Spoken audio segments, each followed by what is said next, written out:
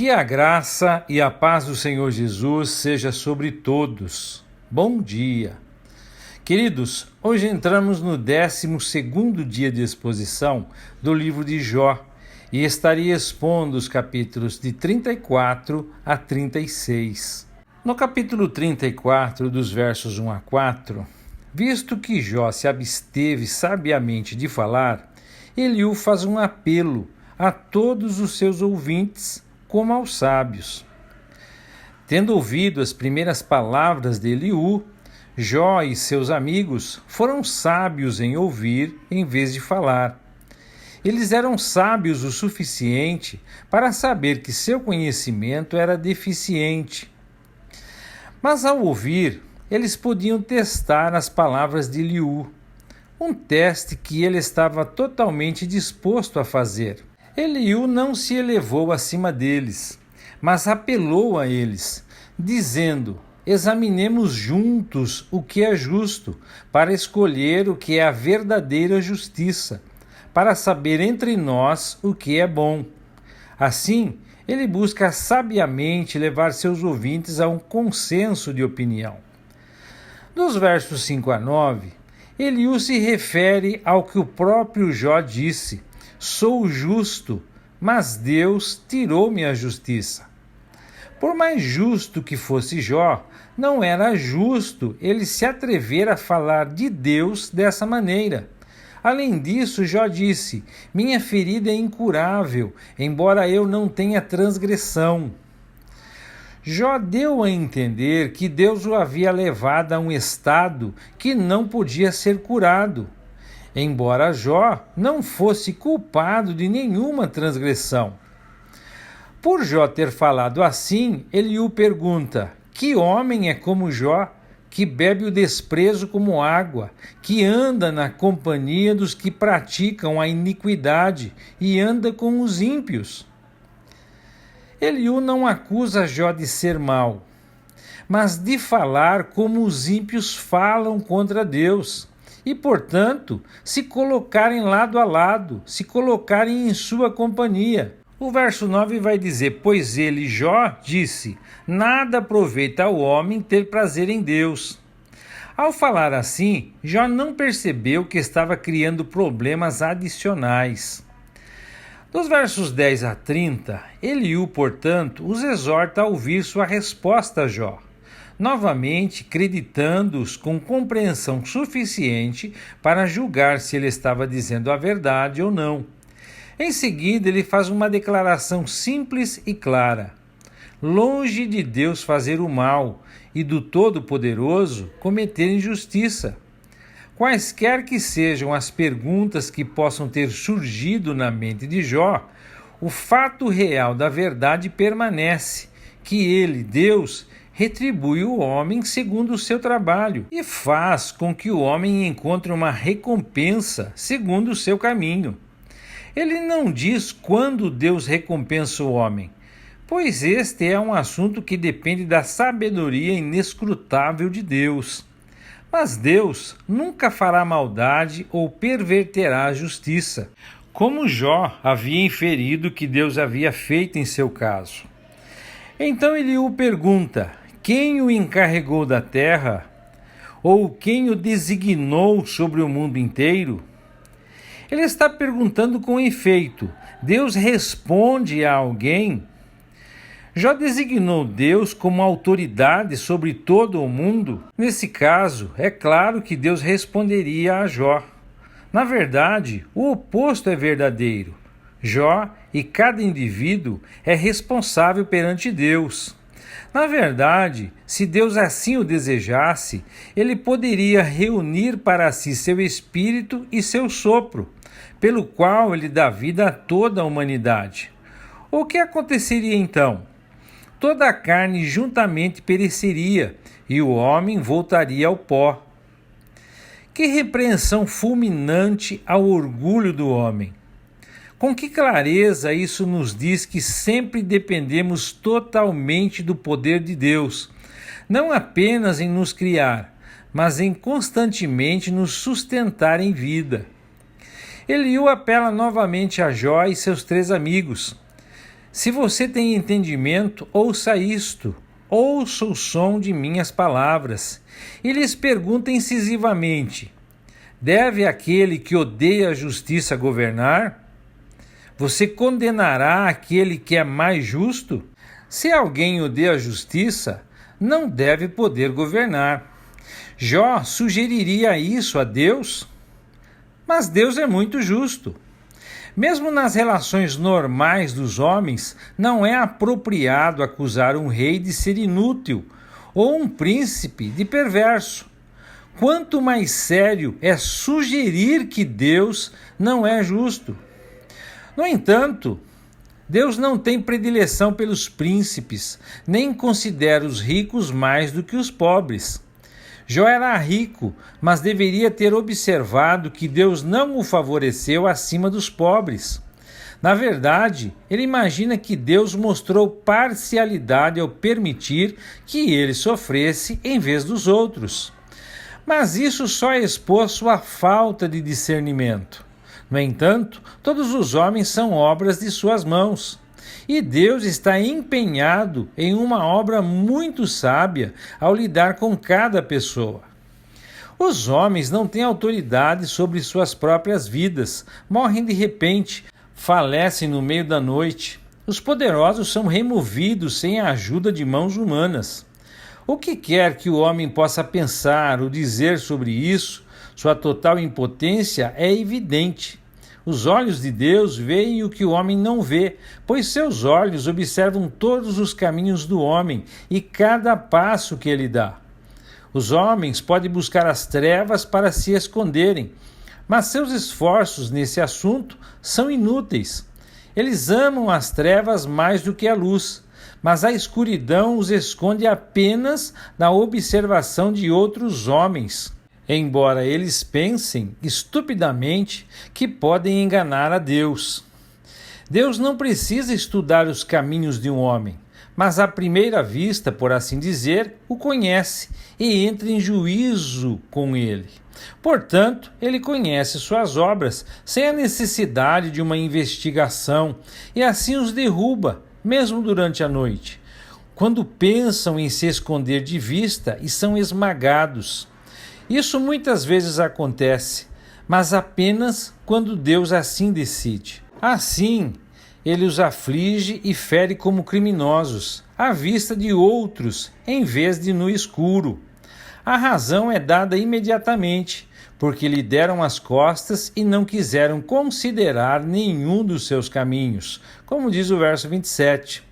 O verso 28 vai dizer: eles fazem com que o clamor dos pobres chegue a ele, porque ele ouve o clamor dos aflitos. Esses eram os que oprimiam os pobres. Deus ouviu o clamor dos pobres? Sim, de fato. Deus ouviu as queixas de Jó? Jó pensou que não, mas Deus ouviu, e ele responderá em seu próprio tempo e maneira. Mas Eliú continua a considerar.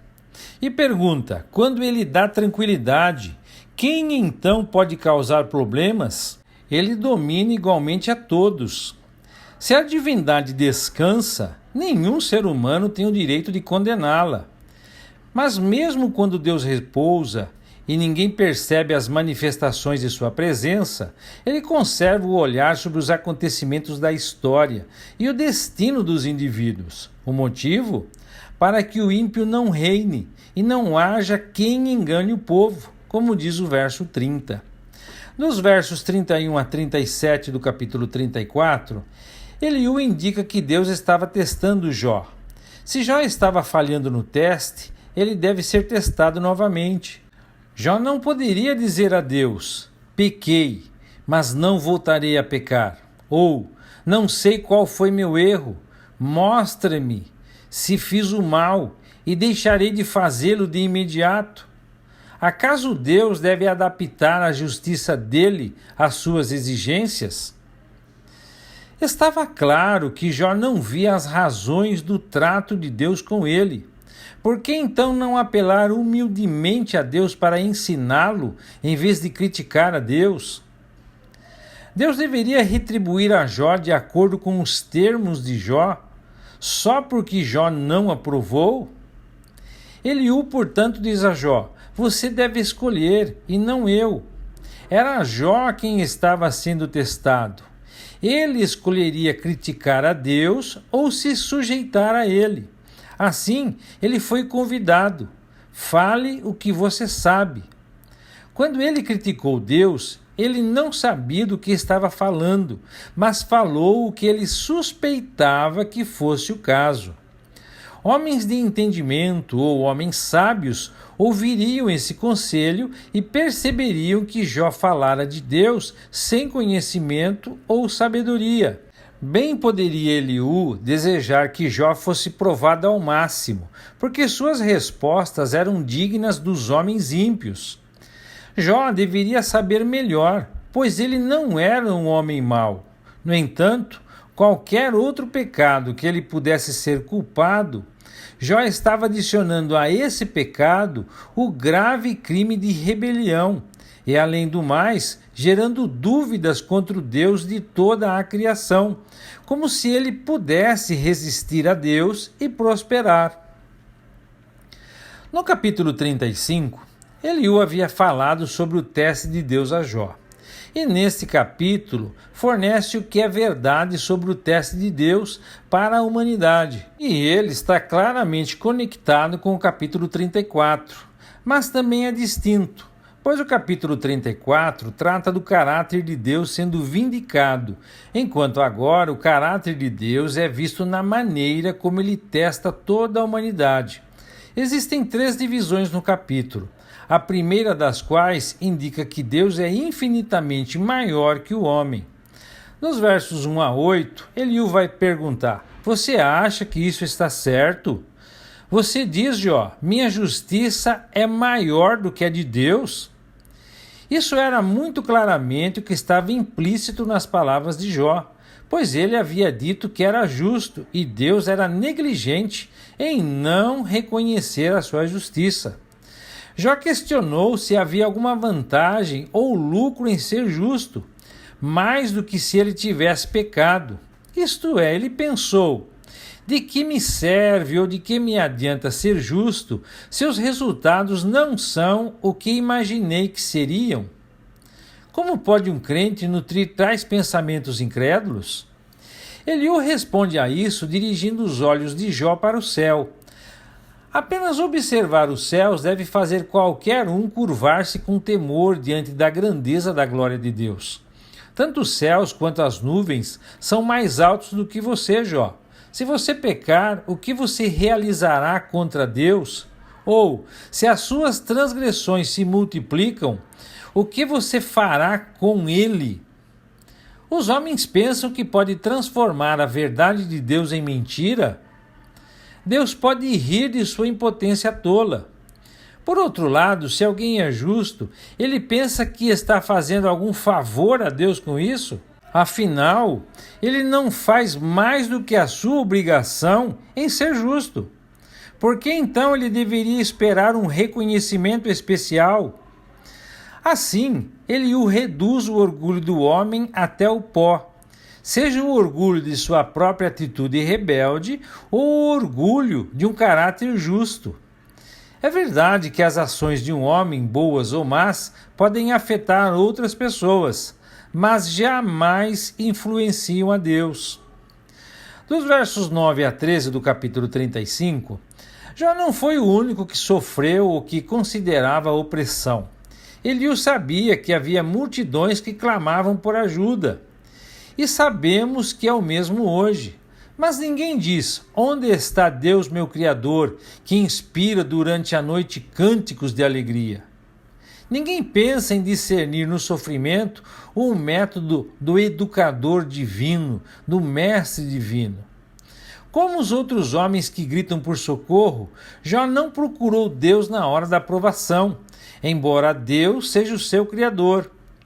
É porque eles parecem cegos para o fato de que ele é o único que realmente pode aliviá-los. Deus não nos ensina mais do que os animais? Ele não dá maior sabedoria ao homem do que aos pássaros? No entanto, animais e pássaros são cuidados pela misericórdia preservadora de Deus. Por que o homem não considera isso e percebe que ele também depende de seu Criador? Em outras palavras, visto que Deus deu maior compreensão aos homens do que aos animais e pássaros, por que os homens não mostram isso confiando em Deus? As pessoas clamam, mas Deus não responde por causa do orgulho que as move. Realmente, Deus não ouve a gritos sem sentido, e o Onipotente não lhe dá atenção. Eles se esquecem completamente de que Ele é o Todo-Poderoso. Porque Deus não é visível, as pessoas se desculpam de qualquer responsabilidade para com Ele. Mas o testemunho da criação e da consciência se combinam para declarar que Ele é um Deus de justiça. E você deve esperar por Ele, Jó. Jó havia criticado a Deus por permitir que os ímpios prosperassem, enquanto ele, um homem super justo, estava sofrendo. Então Eliú diz a Jó que porque Deus não puniu os ímpios com ira rapidamente, nem aparentemente deu muita atenção à loucura do homem, Jó abriu a boca para falar bobagens. Assim, não adianta Jó levar seu discurso em frente, pois ele fala demais, porém não sabe o que está dizendo. No capítulo 36, dos versos 1 a 4, Eliú continua na mesma tensão, pois, como ele diz, há muito mais a ser dito em nome de Deus. Onde Eliú encontrou seu conhecimento, ele diz que buscou de longe. Ele iria atribuir justiça ao seu Criador, pois Jó não tinha feito isso antes. Eliú insiste que suas palavras não são falsas e que aquele que é perfeito em conhecimento estava com elas. Isso pode ser dito apenas de Deus, e Eliú deixou implícito que Deus estava com Jó e não contra ele. Nos versos 5 a 7 do capítulo 36, embora Deus seja todo-poderoso, ele não despreza ninguém. Quão diferente de tantos grandes homens desse mundo! Ele é poderoso em entendimento. A força de Deus é a perfeição absoluta. No longo prazo, ele não preserva a vida dos ímpios, mas em contraste, ele faz justiça aos oprimidos. Porém, mais do que justiça, seus olhos estão sobre eles para o bem. Ele os eleva a uma posição de dignidade, como se estivessem no trono com reis. É claro que Eliú percebeu que Deus dá aos que creem uma posição de dignidade muito acima de suas circunstâncias atuais. No capítulo 36, dos versos 8 a 15, embora Deus se agrade em abençoar os justos, eles, assim como os injustos, se encontrarão sujeitos a provações, como de fato aconteceu com Jó. O que o julgamento faz? Ele traz à tona o que realmente está no coração.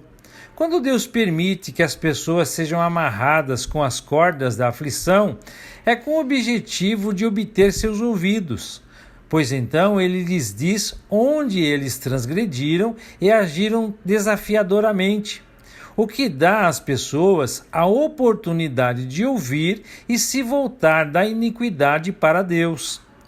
A vida anterior de Jó não tinha sido de iniquidade, mas sua crítica ousada a Deus certamente era iniquidade, por mais que ele não percebesse.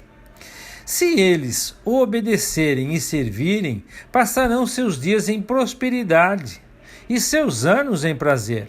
Por outro lado, aqueles que falharam no teste por se recusarem a obedecer ao Senhor pereceriam pela espada, visto que eles recusam o conhecimento e morrerão em completa ignorância.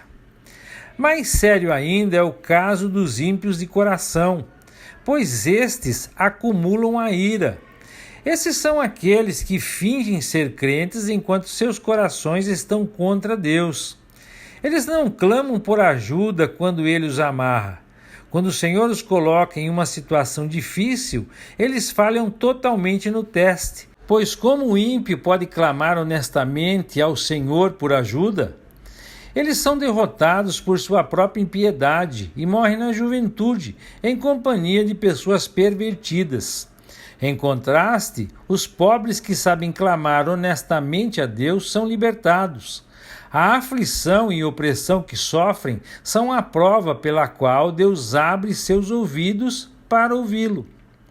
Dos versos 16 a 21, se Jó não tivesse sido esmagado e ressentido com relação a este teste, Eliú lhe assegura: Jó, Deus também quer afastá-lo do sofrimento e levá-lo a um lugar onde não há aflição, e as iguarias da tua mesa serão cheias de gordura. Não que Jó tivesse falhado completamente no teste, como os ímpios e outros falharam, pois Deus ainda o estava testando. Entretanto, você, Jó, insiste em saber se os perversos serão julgados, e só consegue pensar no juízo e na justiça. Tome cuidado para que a riqueza não o seduza. Não deixe que o suborno o leve a pecar. Acaso toda a sua riqueza ou todos os seus grandes esforços poderiam guardá-lo da aflição? Não deseje a proteção da noite, pois é quando as pessoas serão destruídas. Fique atento, afaste-se do mal, pois Deus enviou este sofrimento para guardá-lo de uma vida de maldade. Dos versos 22 a 25 do capítulo 36, Eliú volta a falar objetivamente da grandeza e glória de Deus. Sendo absolutamente todo-poderoso, Deus deve ocupar o lugar de mais alta exaltação.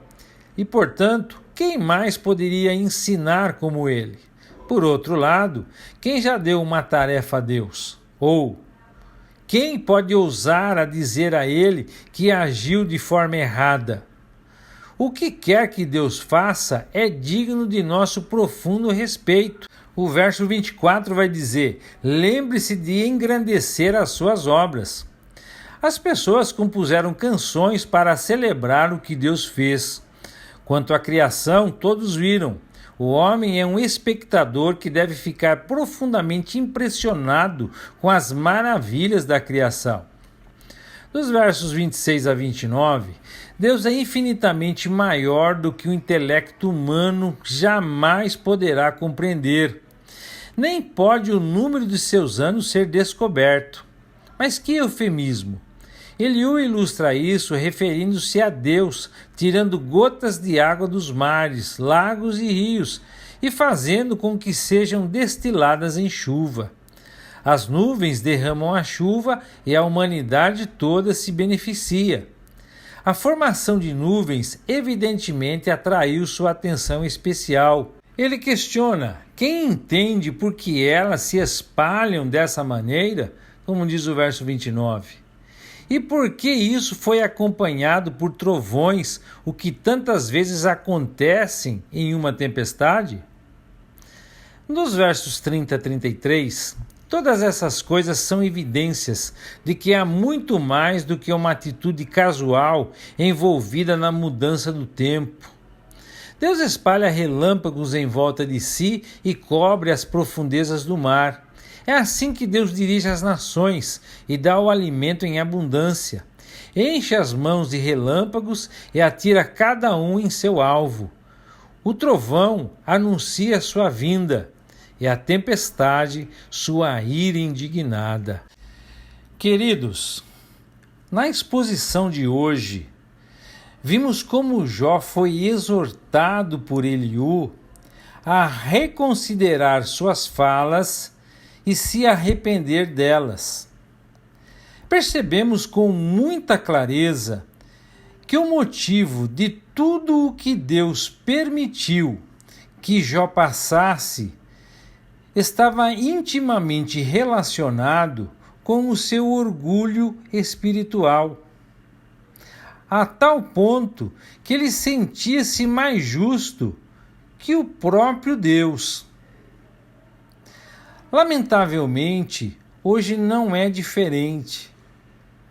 Muitos crentes se acham muito mais santos que os outros ao seu redor. E isso, ao invés de edificar, acaba destruindo o supercrente, a comunhão dos irmãos e o testemunho da igreja.